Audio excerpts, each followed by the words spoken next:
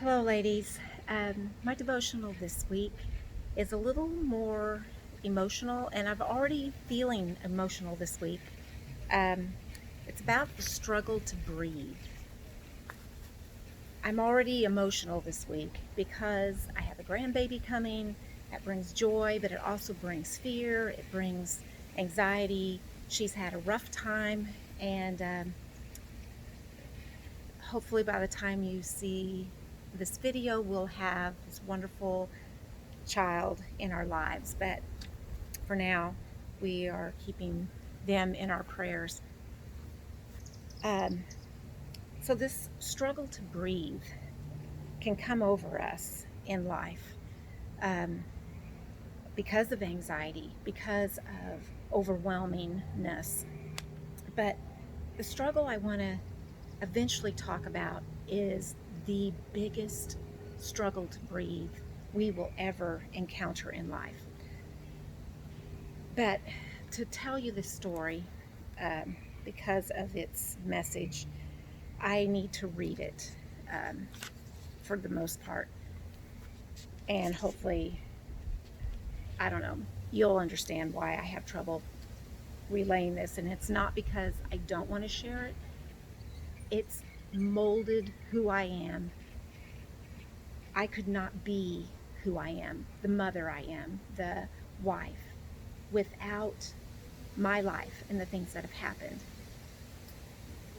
So I'll just start out with discussing what this struggle to breathe is. I had a situation that happened a few years ago, and it took me back 41 years before. And this was a friend from the church where we used to be, and I was with her towards the end of her life. And I'll go ahead and start reading it. As I listened to her fight for every breath, wanting peace to find her, at this time in her life, it took me back some 41 years. My mind remembering the same sounds my brother gasped for every breath, the last week of his life.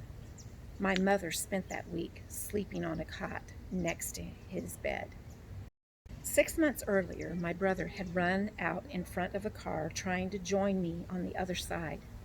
Doctors had done all they could, while insurance had paid all it would, and now we were living with the unbelievable reality. My brother laying in a coma, body lifeless, with only eyes that followed you across the room.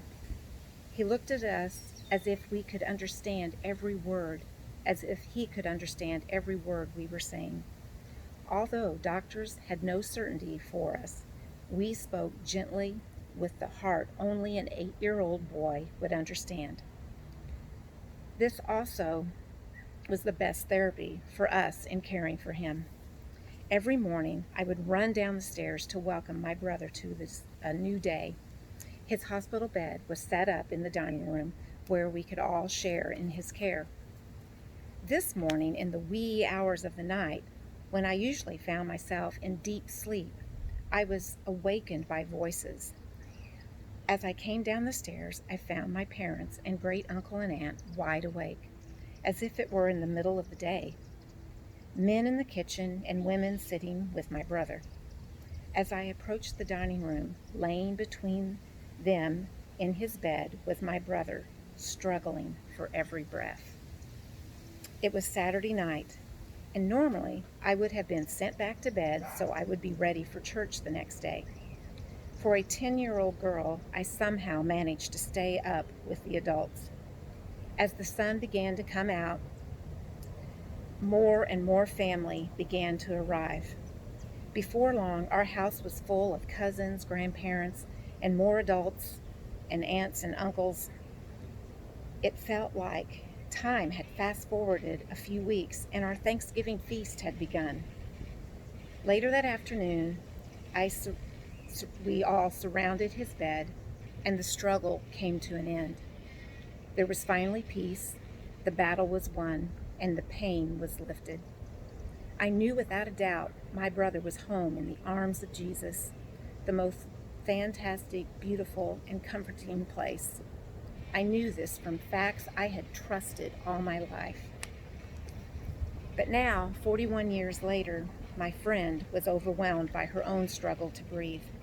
A few hours later, her battle ended. She now enjoys the peace that I believe we all have waiting for us. The struggle to breathe is so heart-wrenching for us to watch, but there is a struggle that's much worse, a bigger struggle to breathe that is all around us. A different struggle, unlike the one I have been speaking of thus far. The drowning struggle to breathe we don't recognize with the same senses. The struggling life is